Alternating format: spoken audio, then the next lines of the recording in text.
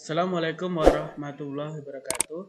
Hai student, jumpa lagi bersama saya Mr. Dwi. Hari ini I will ask you to discuss about our second material for the grade 9. Pada materi kedua atau lesson 2 for the grade 9, we are gonna discuss two materials ya.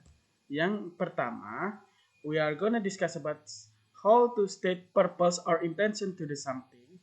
Kita akan membahas tentang maksud atau tujuan dari melakukan sesuatu.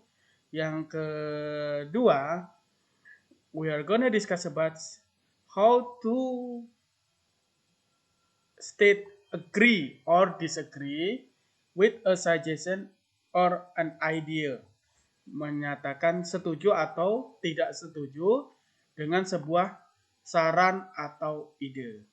Jadi, if we look the material, all the material, ada kesatuan, they are integrated ya, ada integrasi between first material or the second material. First material and second material.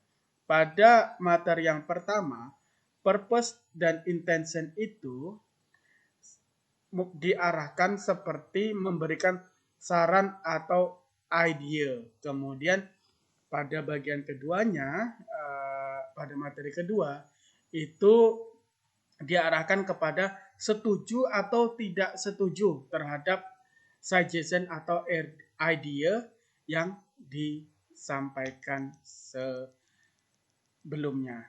Mungkin langsung saja terus ikuti saya untuk membahas satu persatu dari materi ini. Terima kasih.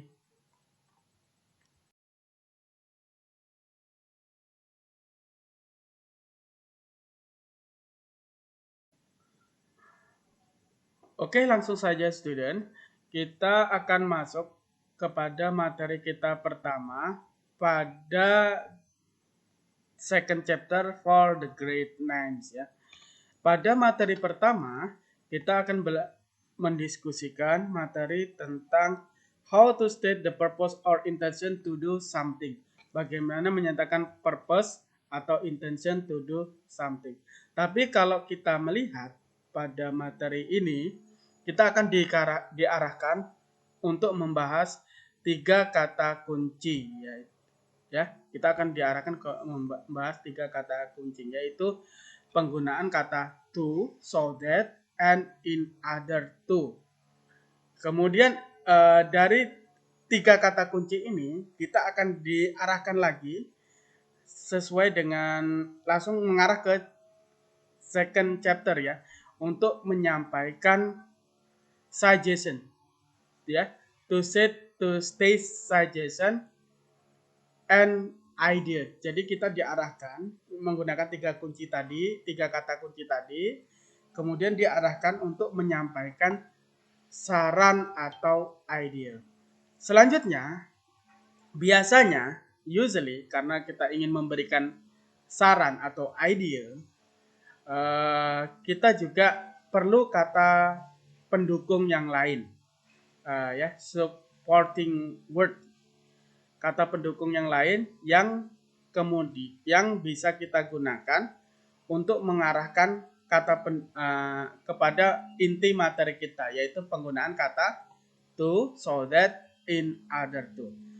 Apa kata-kata pendukung yang bisa kita gunakan? Kita bisa menggunakan kata must, need, have to, should, can, dan lain sebagainya. Oke, langsung saja kita langsung masuk kepada contoh kalimat ya. Mungkin sebelum kita masuk kalimat, kita coba lihat karakter dari 3 kata kunci, yaitu to, so that, in order to ya. Pada pada kata to itu bisa digunakan di awal atau di tengah ya, di tengah. Kalau so that itu harus di tengah. Kemudian in order to sama seperti to, itu boleh di awal, boleh di tengah. Kemudian arti dari to, so that, and in order to artinya supaya atau agar. Oke, kita langsung contoh ya. Tadi kita lihat contoh kalimat ya. You must drink enough water in order to get healthy. Ini yang saya bilang kata pendukung tadi, must. You must drink enough water. Kamu harus minum air yang cukup in order to, baru masuk ke inti materi kita. Penggunaan kata in order to get healthy. Nah, ini kalian bisa mudah-mudahan paham ya. Selanjutnya, second sample. To make you fresh, you can wash your face. Untuk membuatmu fresh, kamu bisa mencuci mukamu. Nah ya. Selanjutnya yang ketiga, we should get breakfast. Kita harus sarapan sehingga we have enough energy during the day. Sehingga kita punya cukup energi sepanjang hari. Oke. Nah, students, kalian bisa lihat di kata so that jadi kalau so that itu salah satu cirinya adalah menggunakan dua subjek ya. We yang pertama, subjek yang pertama, kemudian we should get breakfast, kemudian so that masuk ke dalam, langsung setelah so that ada subjek. We have enough energy. We have subjek atau pelaku yang atau ada pelakunya. Oke. Tetapi kalau kita melihat yang contoh yang lain, you must drink enough water in order to get healthy. Jadi setelah in order to itu larinya kepada kata kerja. Kalau tidak ada kata kerja bisa digantikan dengan kata bantu ya. Oke, selanjutnya kita masuk contoh kalimat. Nah, kalian bisa lihat di buku kalian ya, khususnya yang di kelas 9. Kalian bisa lihat ya. Hi Dayu, have you taken any medicine yet? Yes, I have, but it's only half a liter. Siti, maybe just have to take some rest in order to get well soon. Jadi ada kata bantu tadi, kata pendukung ya. You just have to, kamu harus take some rest, kamu harus istirahat in order to, supaya get well soon, supaya sehat. Selanjutnya masuk kepada dialog selanjutnya. You are right. In fact, I have been to the toilet many times today. For you, you need to drink a lot of water so that you will not get dehydrated. Ya. For you. Nah, ini kata pendukungnya. You need to drink a lot of water so that sehingga you will not get dehydrated. Sehingga kamu tidak dehidrasi. Selanjutnya, this is a good lesson for me. I never care about what I eat, right? Guys, don't forget to wash your fruit and vegetables before you eat them. So, you will not take any germs into your tummy. Nah, ya. Jadi di situ, don't forget to wash your fruit and vegetables before you eat them. Nah, ini ya. So, sehingga ternyata so itu juga bisa kita gunakan untuk menunjukkan intention atau purpose. Selanjutnya, yes boss, you are right. We should always clean our food. Well, I should be more careful now. Dayu, you look very pale. I think you need to see the doctor soon in order to get help. Don't take dairy lightly. Nah ya. I think you need, nah ada kata pendukungnya, you need to see the doctor soon in order to get help.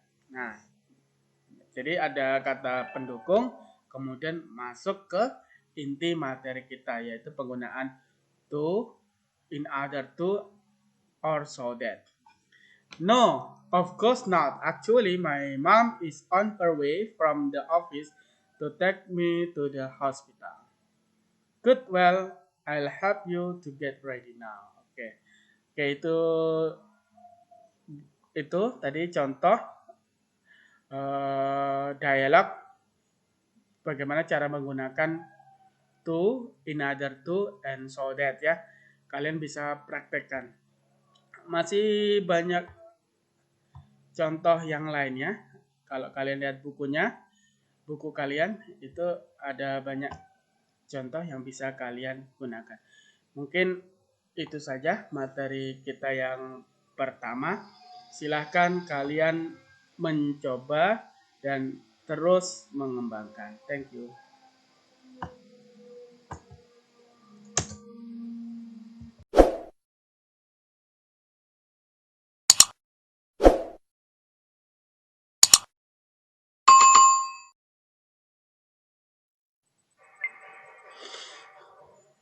Oke, students, kita langsung mendiskus materi kedua kita tentang agreement and disagreement ya. Kesetujuan atau ketidaksetujuan. Kalau materi pertama kita membahas tentang suggestion and idea, membahas tentang saran dan ide yang kemudian dititik tekankan pada penggunaan to, in order to, and so that. Pada materi kedua ini, kita fokus kepada responnya. Responnya boleh setuju atau tidak setuju.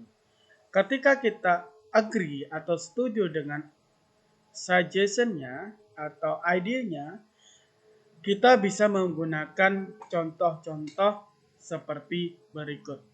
Walaupun ada banyak contoh ya.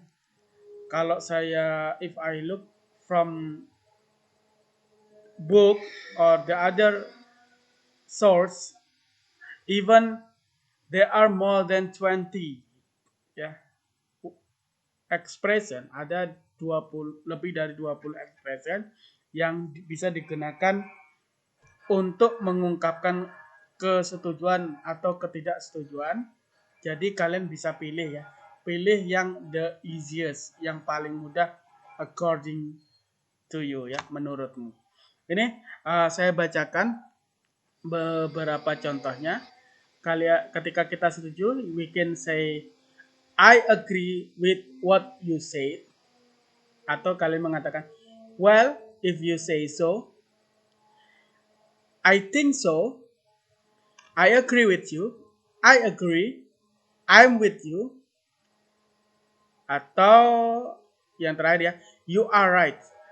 Students, ketika kita setuju, kadang kita tidak mengatakan saya setuju, tetapi membenarkan apa yang orang lain katakan atau memberikan komentar positif atas apa yang orang lain katakan itu juga termasuk bentuk kesetujuan.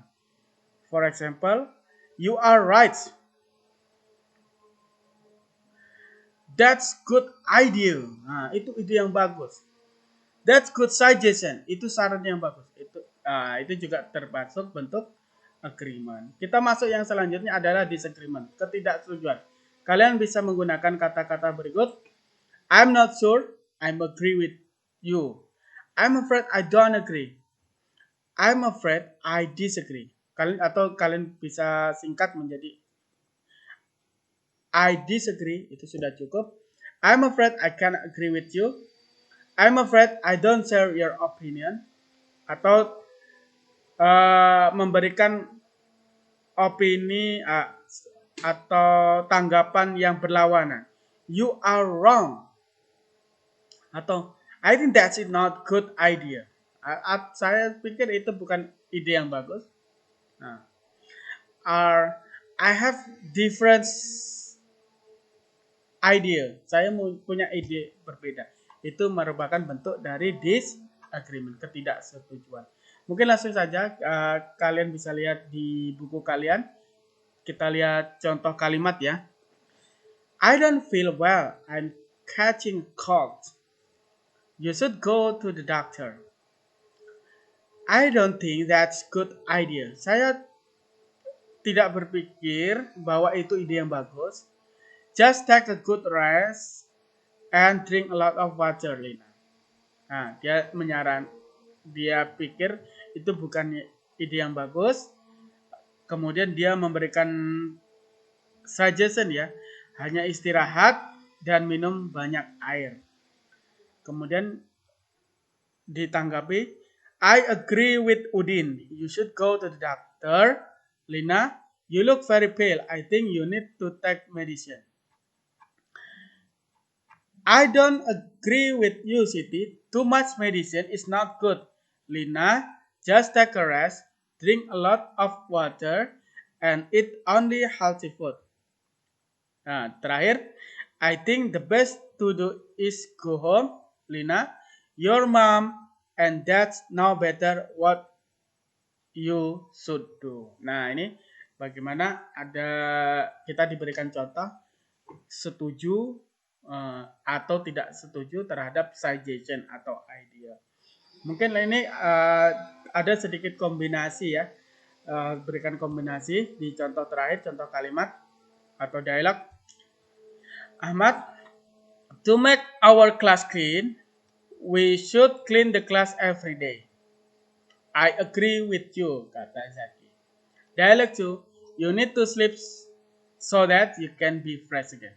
I don't agree because I should finish my job soon.